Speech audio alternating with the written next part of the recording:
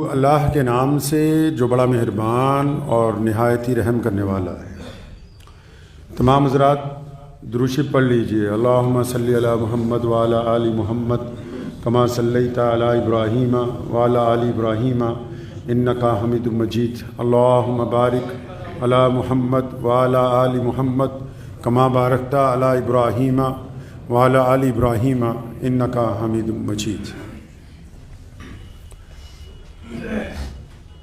حالات کے قدموں پہ کلندر نہیں گرتا،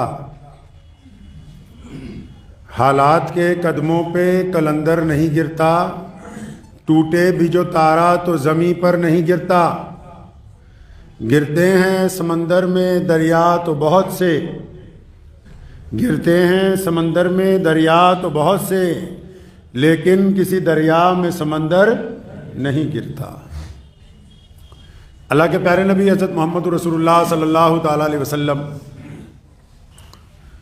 نے دین اسلام کی جب ابتدا کی مکہ مکرمہ میں،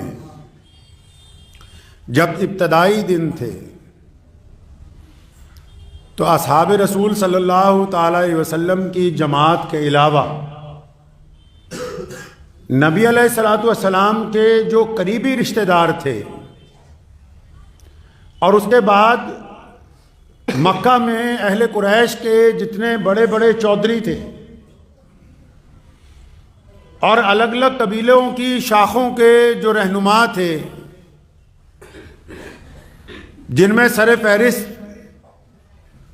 ابو جہل کا نام سب سے پہلے آتا ہے، عتبہ بھی ہے، ولید بھی ہے، ابو لہب بھی ہے۔ اس دور میں یہ تمام طاقتیں ایک جگہ اکٹھی ہو گئی، حالانکہ ان کی آپس میں بنتی نہیں تھی، لیکن نبی علیہ الصلوۃ والسلام کے پیغام حق کو دبانے کے لیے اکٹھے ہو کر متفقہ طور پر حضور نبی علیہ الصلوۃ والسلام کے خلاف سازشوں کی ابتدا ہوئی۔ ہم سب اگر اپنے پیارے نبی حضرت محمد رسول اللہ صلی اللہ علیہ وسلم کی زندگی کو پڑھیں، اور دنیا کے تمام انسان چاہے وہ کسی بھی مذہب سے تعلق رکھتے ہوں، اگر وہ چاہتے ہیں کہ وہ اپنے اس ہدف تک پہنچ جائیں، اپنے اس مشن تک پہنچ جائیں جو انہوں نے دل میں ٹھان رکھی ہے، آپ بھی اگر چاہتے ہیں کہ دل میں جو ارادہ ہے، جو نیکی ہے، جو اچھائی کی بات ہے، جو حق اور سچائی کا راستہ ہے، اس کے اگر عروج پر پہنچنا ہے، تو اس کا کائنات میں اگر کوئی آئیڈیل ہے تو ہمارے پیارے نبی حضرت محمد رسول اللہ صلی اللہ تعالیٰ علیہ وسلم ہے۔ ابو جہل ملا راستے میں، اس نے نعوذ باللہ بری بات کہی کہ آپ یہ لوگوں کو کیا سکھا رہے ہیں، آپ ایک خدا کی دعوت دے رہے ہیں، آپ اونچ نیچ کو ختم کرنے کی بات کر رہے ہیں، آپ غلاموں کو برابر صف میں بیٹھنے کی بات کر رہے ہیں، آپ عورتوں کو عزت دینے کی بات کر رہے ہیں، آپ بیٹیوں کے قتل کو بند کرنے کی بات کر رہے ہیں، آپ جائیداد میں اپنی بچیوں کو حصہ دینے کی بات کر رہے ہیں۔ ابو جہل جو تھا وہ پریشان تھا، یہ محمد رسول اللہ کیسی باتیں کر رہے ہیں، یہ تو کہتے ہیں کہ بلال برابر آ جائے گا، یہ اسامہ جیسے غلاموں کو سرداریاں دینے کی بات کر رہے ہیں۔ تو اس نے پوری طاقت کے ساتھ محمد رسول اللہ کے خلاف مشن شروع کیا۔ آج جو لوگ سچائی کے راستے پر چلتے ہیں، اور خاص کر جو لوگ دینی مزاج رکھتے ہیں، وہ اگر کوئی نیکی کا کام کرتے ہیں، ان کو محلے میں، گلی میں، رشتہ داری میں دو چار لوگ اگر چھیڑ دیں، اچھا تو نے کھانے پینے کا معاملہ شروع کر لیا ہے، اچھا تو ریاکاری کر رہا ہے، تو حرام خوری کر رہا ہے، تو یہ کر رہا ہے۔ جب 15-20 لوگوں کی باتیں سنتا ہے تو کیا کہتا ہے آکے اپنے یاروں دوستوں کو، عجیب میں تو اللہ کے راستے میں نکلا تھا لیکن یہ سب میرے مخالف ہو گئے، میں نے کیا کرنا ہے، اس کام کو چھوڑ رہا ہوں میں آج سے۔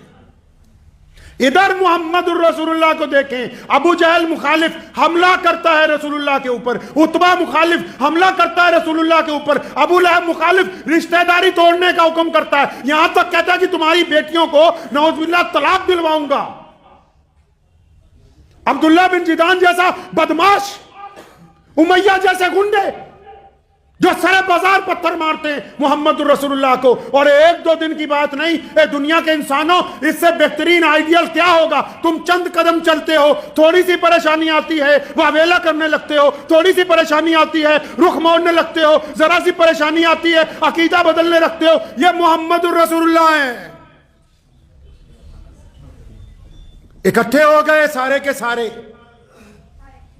لیکن ہمارے نبی علیہ الصلوۃ والسلام نے جو پیغام شروع کیا تھا اپنی اپنی زندگی پہ اس بات کو لاگو کر لیں. آپ نکلے ہیں کوئی اچھائی کے کام کے لیے, آپ کسی نیکی کے لیے نکلیں, آپ دیانتداری سے کاروبار کرنے نکلیں, آپ دیانتداری سے پڑھنے کے لیے نکلیں, آپ دیانتداری سے لوگوں کی خدمت کرنے نکلیں, آپ دیانتداری سے سماج کو جوڑنے نکلیں, اور پھر آپ کو کچھ لوگوں کی مخالفت کا سامنا ہے اور پھر آپ پیٹ پھیرتے ہیں. پیٹ پھیرنا محمد رسول اللہ کے دین میں حرام ہے. اسلام نے یہ تعلیم نہیں دی ہے. پیارے نبی حضرت محمد رسول اللہ پر جو کچھ ہو سکتا تھا بطور بھائی, لوگوں نے کہا کہ ہم تو آپ کے ساتھ نہیں. سارے رشتہ داروں کو بلایا, فرمایا ہم تو آپ کے ساتھ نہیں. محلے دار پیچھے, حکومت مخالف. جہاں بیٹیوں کا رشتہ ہوا ابھی رخصتی نہیں ہوئی, وہ کہہ رہے ہیں کہ اگر آپ دین حق کی بات کو نعوذ باللہ نہیں چھوڑیں گے تو ہم تو رشتہ داری ختم کریں گے. آج کے دیندار لوگ یہ چاہتے ہیں کہ کوئی پریشانی بھی نہ ہو, کوئی دکھ بھی نہ ہو, کوئی تکلیف بھی نہ ہو, بہترین حلوہ بریانی ہو, اور پھر ہم دین کی بات کرتے رہے. دین کی ابتدا مشکلات میں سے ہوئی. دین کو اگر قائم رکھنا ہوگا تو جو مشکلات آئیں گی ان کو خوبصورتی کے ساتھ, ان کو حسن اخلاق کے ساتھ اور ان کو مثبت رائے عمل کے ساتھ تبدیل کرنا ہوگا.